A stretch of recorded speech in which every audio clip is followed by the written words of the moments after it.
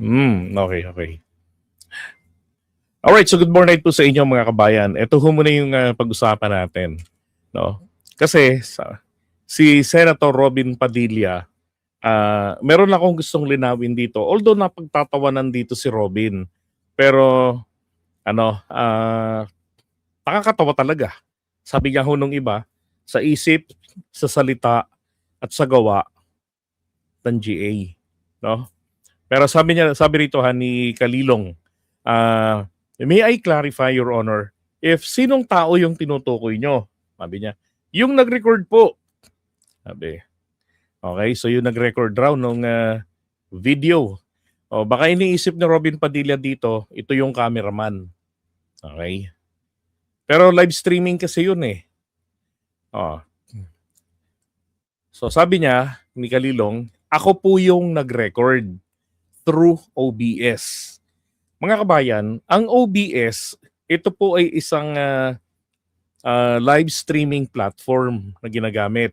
Hindi ako marunong gumamit ng OBS kasi nasanay ako rito sa StreamYard. Pero alam ko yon. Si Banat Bay, isa yan sa gumagamit. Si Papa Trix, sino pa ba? Marami sa amin ang gumagamit. Si Go Philippines, iba ang gamit niya. Pero hawig doon. Okay? So, ito hong mga ginagamit namin na mga live streaming platform, pwede ho kaming mag-record. Okay? Pwede naming i-record. Halimbawa, tawag dito, ang gagawin ko lang doon ay ipi-play ko yung actual video, tapos naka-live ako. Yan, si Banat Boy gumagamit din nun. Naka-live ako, pero naka-private. No. So, naka-ano yun. O kaya, record, pwede rin yun, direkta. So, ganun po yung ibig sabihin. Okay, nito ni Kalilong. Yun ang ginamit niya. So, hindi siya yung uploader, hindi niya kinontak, hindi niya kausap yung original na may-ari nun. Ang original pong may-ari nun, ang merong rights ownership, yun pong nagbukas ng Zoom meeting na yon. At wala hong iba kung hindi si Harry Roque. Okay? So, sabi niya, yun ang sagot dapat, o yun ang sagot na hinahanap dito ni Robin Padilla. So, anong significance nun? Okay, so sabi rito ni Robin Padilla, hindi po. Yung mismong nag-record po kay Inday sa Vice President. Nakausap niyo po ba? Yung raw file po. Yun. Kasi napakahalaga po nun. Bakit? Kasi merong link yan, no? Bukod dun sa, halimbawa, nag-live streaming tayo using Zoom. After nun, hindi nyo na makikita yun. So ang makakakita lamang nun ay kung sino yung nag-live recording gamit yung OBS or StreamYard, o kung ano pa mga yung iba pang mga live streaming platforms. O kaya naman po ay yung may-ari, for example ako ang makakapanood noon anytime na gustuhin ko. Okay, so kung may hihingi ng kopya sa akin, pwede ko hong i-download yon.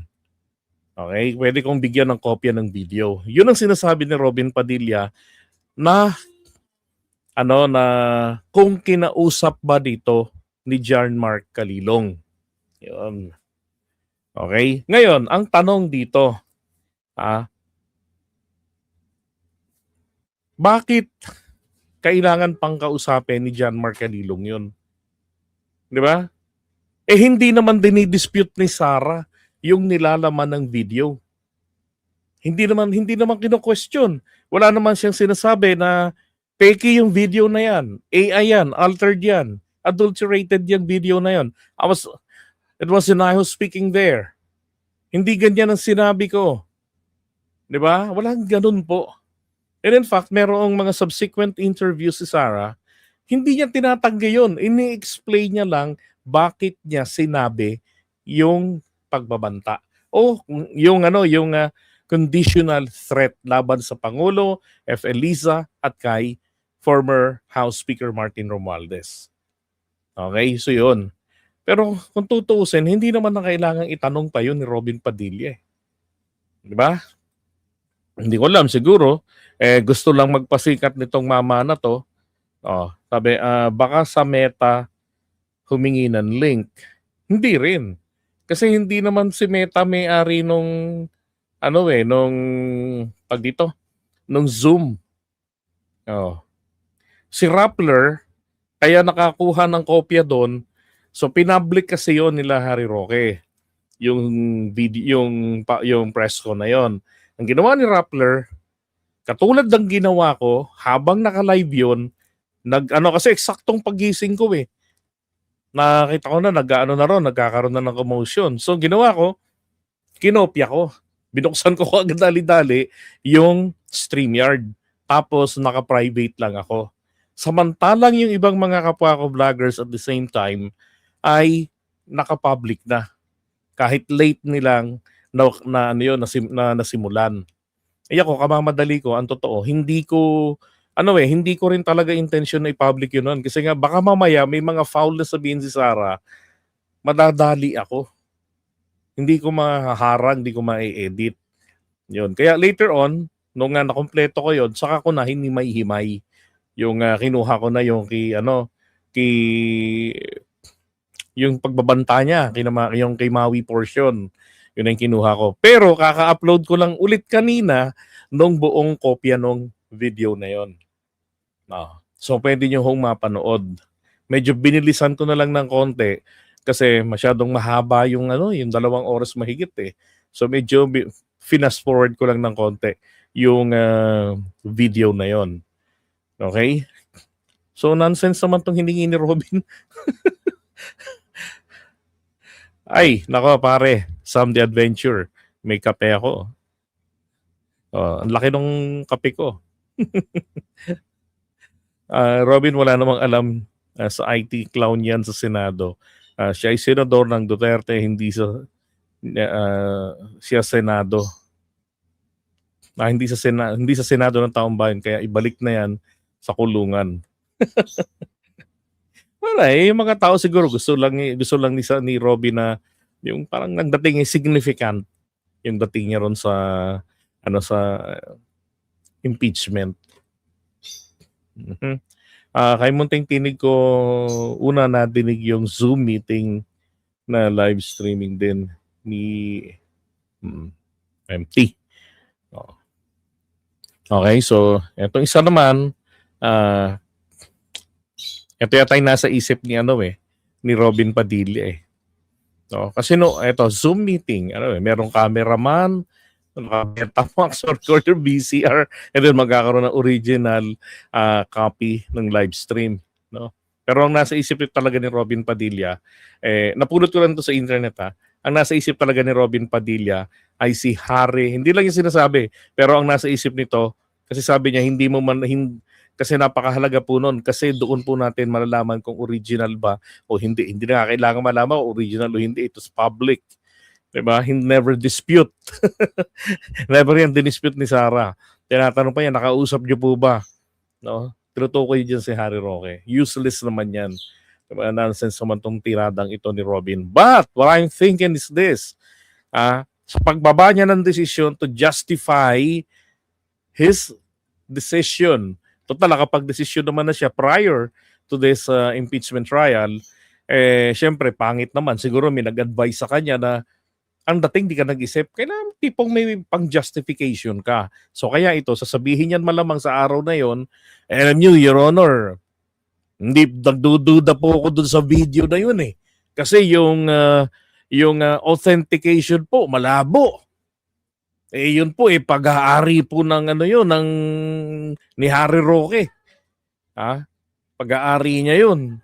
Tapos siya yung nag-upload doon, tapos etong ginamit nila, kinopya nila, hindi tayo nakakasiguro kasi hiningi niya kay Meta na i-preserve yung video. Kasi malaki talaga yung tendency na ma-delete po yun because of foul language ni Sarah sa video na yun, sa press con. Malaki talaga yung tendency. So, yun ang nakikita kong gagamiting dahilan dito ni Robin Padilla. Okay? Hindi niya natitignan na na may threat. Basta sa kanya, hindi naman sa issue ng copyright yun. Hindi naman. So, eto naman ho ngayon, no? Si Senator Robin Padilla. Parang tipo bang gustong makasiguro. Again, natrap din ho ito doon sa bagay na hindi talaga dapat man lamang pinag-aksayahan ng halos 3 araw, no, yung authenticity nung video na yan na hindi naman dinispute ni Sarah. Abay, akalain nyo, hiningi niya yung credentials nito. Hold on, Mr. Calino. Yes, Senator Judge Padilla. What is your pleasure, sir? Ginoong tagapamahala ng Mhm. festival ito, nais ko lamang po sana hingin ang mga credentials ng ating saksi. Kung paano po lahat ng kanyang certification, lahat. Wow, coming from you. From someone graduated of UP, Kindly, University of Reason. question of Senator Judge Padilla. Mr. Witness. I have here, sir, my certifications during the time of my investigation. Your Honor. Mhm. Can you, mahaba ba? I can read, Your Honor. Mahaba ba yun? Ibigay na lang po siguro sa atin. Kindly just submit it to us. Yes, please. Pasapit na lang po. Thank you, Your Honor. If that is okay with Senator Judge Padilla.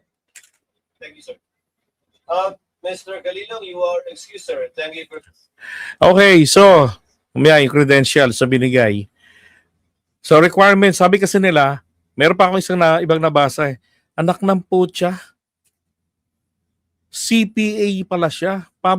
Certified Public Accountant. Anong ginagawa niya? Naging NBI investigator. Anong gagawin ninyo? Pagdating ho sa qualifications ng NBI, dalawa po lawyer or CPA.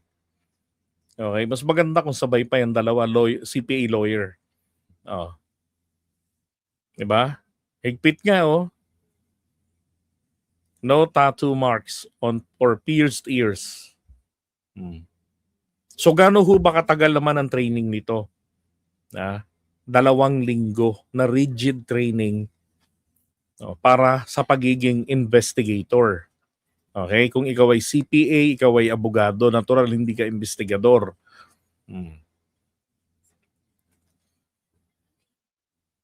Ito yung kanyang credentials. Dami. Ngayon may sinasabi sila na actually question din ng defense for 2 weeks. Intensive naman yung training. At saka hindi naman po siya na-trained para lang po hawakan yung video ni Sarah. 'Di ba? Na-trained na siya. Nagtatrabaho na, senior nga si NBI agent eh. Matagal na siya ron sa NBI, kaya nga senior na eh. So, ibig sabihin, makatapos yung training niya na 2 linggo, ay marami na rin po siyang naimbestigahan. So, hindi na dapat tignan yung 2 linggo lang naging expert ka na. Di ba? Dami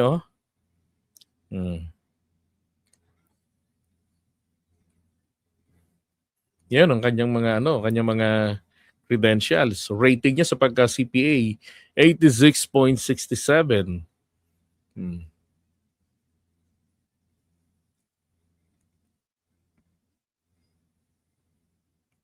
Diba? Kailan pa siya nag-NBI? 2021. Diba?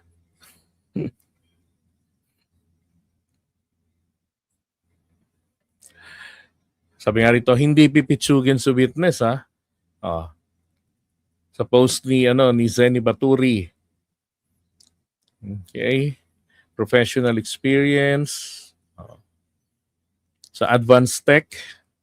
At saka again, hindi po kailangan i-authenticate. Walang kwenta itong authentication na to sapagkat yung video inaamin ni Sarah na sinabi niya. Never tinanggi ni Sarah. Nakatuwaan na lamang sila ng prosecution team para sumuka ng diskarte nila. Yun ang nakita kong problema rito sa defense team na indication po yan ng hirap na hirap silang ipagtanggol si Sarah. Diba? Dapat nasilip nila yun na teka, bakit natin ito tatalakayin pa hindi naman ito dinidispute ni Sarah.